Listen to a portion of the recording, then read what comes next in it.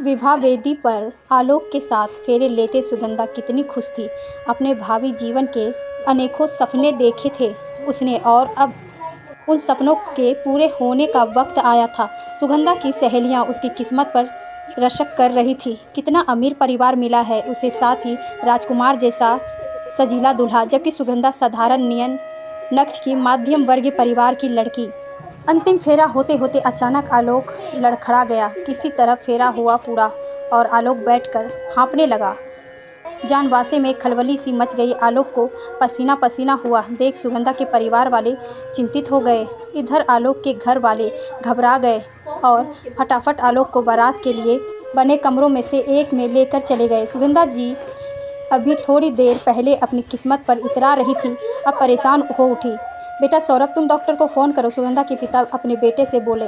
नहीं नहीं समधी जी, डॉक्टर की ज़रूरत नहीं, हमारे जमाई बहुत अच्छे डॉक्टर हैं, वो देख लेंगे सब। तभी आलोक के चाचा बोले, चिंता की कोई बात नहीं, बस आलोक को गर्मी की वजह से थोड़ा चक्कर आ गया, थोड़ा आराम करेगा तो ठीक हो जाएगा।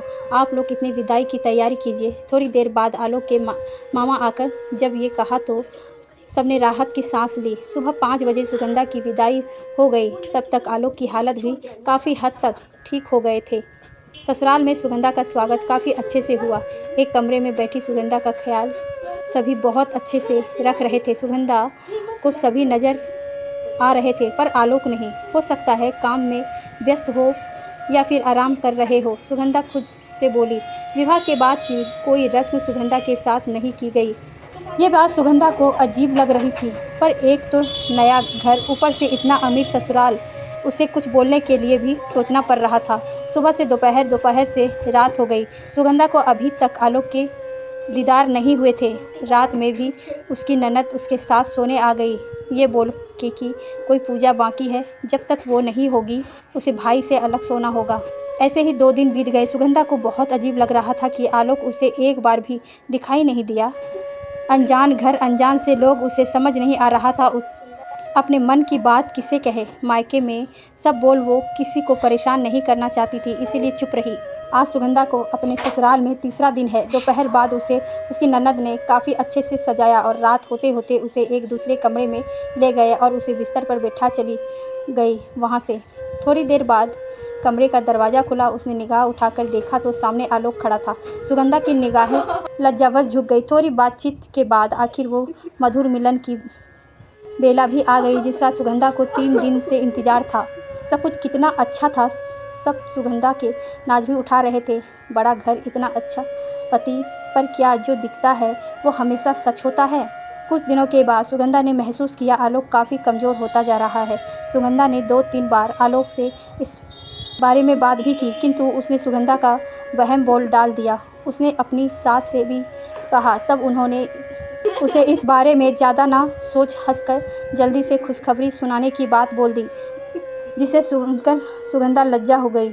उसके विवाह के 2 महीने बीत चुके थे। धीरे धीरे घर का माहौल अजीब सा हो रहा था। आलोक भी दिन ब दिन और कमज़ोर हो रहा था। सुगंधा और खिंचा खिंचा भी रहने लगा था। घर पर भी सबके चेहरे पर एक मायूसी सी रहती थी। हालांकि वो सुगंधा के सामने सामान्य रहने का प्रयत्न करते थे।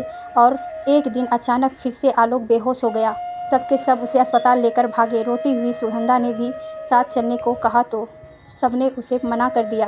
अस्पताल में डॉक्टर ने आलोक को भर्ती कर लिया। सुगंधा ने सबसे बहुत जिद की कि उसे आलोक के पास जाना है, किंतु कोई उसे अस्पताल ले जाने को तैयार नहीं था। आलोक को अस्पताल में रहते हुए 15 दिन हो गए। सुगंधा ने अपने मायके में जब सबको आलोक की बीमारी और उसे अस्पताल ले जाने की बात बताई तो गरीब माँ बाप ने उसे ही धैर्य बनाए रखने का कहा। सुगंधा को तो अस्पताल का नाम तक नहीं बताया गया था, जो वो खुद से चली जाती या अपने माता पिता को भेज देती। माँ जी, आज मैं आपके साथ चलूँगी। एक दिन सास के पैर पकड़े सुगंधा बोली। नहीं बहू, अस्पताल का माहौल तुम्हारे लिए सही नहीं है, हम सब है ना, सास ने जवाब दिया। पर सुगंधा मानने को तैयार ही नहीं हुई और रोते रोते अचानक बेहोश हो गई। खुशखबरी है, आपकी बहू माँ बनने वाली है। डॉक्टर ने जब उसका चेकअप किया तो बोला। सब लोगों को मायूस चेहरे पर एक चमक सी आ गई।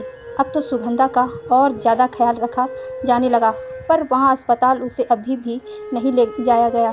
सुगंधा रोते रोते दिन काट रही थी, इस उम्मीद से कि आलोक वापसी आएंगे तो बच्चे का सुन कितना खुश होंगे। पर अस्पताल जाने के 1 महीने बाद आलोक वापस तो आया, पर कफन में लिपटा। सुगंधा पति की लाश देख चित्कार उठी। वो पति जिसकी सूरत देखने को वो तरस रही थी, वो पति जो अभी 3 महीना पहले उसे ब्याह कर लाया था, वो पति जो उसके पेट में पल रहे बच्चा का बाप था, वो आज लाश के रूप में उसके सामने था।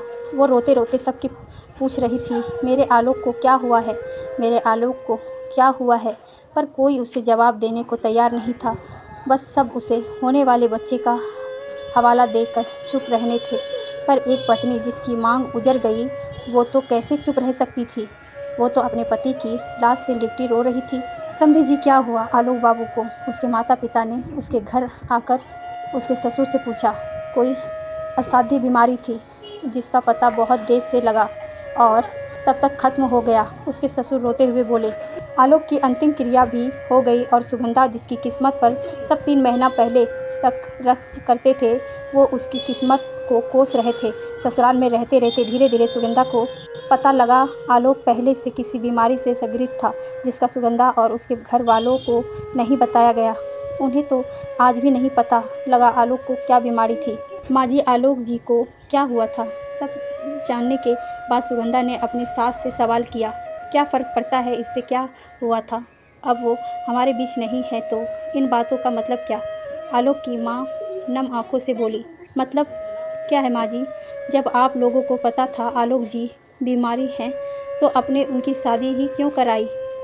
क्यों मेरी ज़िंदगी क्यों बर्बाद की? सुगंधा ने रोते हुए पूछा। पहले तो उसकी सास ये मानने को तैयार ही नहीं थी कि उन्हें ऐसा कुछ पता भी था, पर बाद में जो उन्होंने कहा उसे सुन सुगंधा के पैरों तले ज़मीन खिसक गई। असल में आलोक बीमारी ये सब जानते पर परिवार इकलौता वारिस होने के कारण सब यही चाहते कि आलोक का अंश इस दुनिया में आ जाए, जिससे उनके ख़ानदान का नाम चलता रहे। इसीलिए उन्होंने गरीब घर की सुगंधा को अपने घर की बहू बनाया, जिससे ये बात दब जाए और उनके परिवार को वारिस भी मिल जाए। डॉक्टर ने पहले ही बताया था आलोक के पास कम समय है, पर इतना कम है ये कोई नहीं जानता था।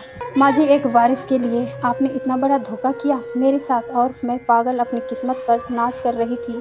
सब कुछ जान सुगंधा ठगी हुई सी बोली। तुम्हें यहाँ किसी चीज़ की कोई कमी नहीं होगी बहू, बस अपना मुंह बंद रखो। वैसे भी तुम आलोक की बीमारी के कारण ही झोपड़ी से महल में आई हो, सुगंधा के ससुर बोले। बाद में सुगंधा ने अपने मायके में सब बताए, किंतु उसके माता पिता ने भी अपनी गरीबी और उसकी बाकी बहनों का हवाला दे जो हुआ उसे अपनी किस्मत मान चुप रहने को बोला। सुगंधा की समझ में नहीं आया कि वो क्या करे, क्योंकि जब जन्म देने वाली माता पिता ही उसे चुप्पी लगने को बोल रहे हैं तो वो किसी से क्या उम्मीद करे। दोस्तों, सुगंधा की ये कहानी बहुत से सवालों को जन्म देती है। क्या लड़की गरीब है तो उसकी खुशियाँ कोई मायने नहीं रखती? क्या वारिस की चाह में किसी लड़की की यूँ बलि चढ़ाना सही है? क्या अपने लड़के को असाध्य बीमारी हो तो उसकी शादी कराना सही है? क्या यूँ जानबूझकर किसी की खुशियों को गला घोट उसे किस्मत का नाम देना सही है? क्या लड़की के माता पिता के लिए लड़की इतना बड़ा बोझ होती है कि अमीर परिवार देखकर कोई जांच पड़ताल करने की वो जहम नहीं उठाते? इसे आप क्या कहेंगे, किस्मत या धोखा? क्या आपके पास इन सवालों के जवाब हैं?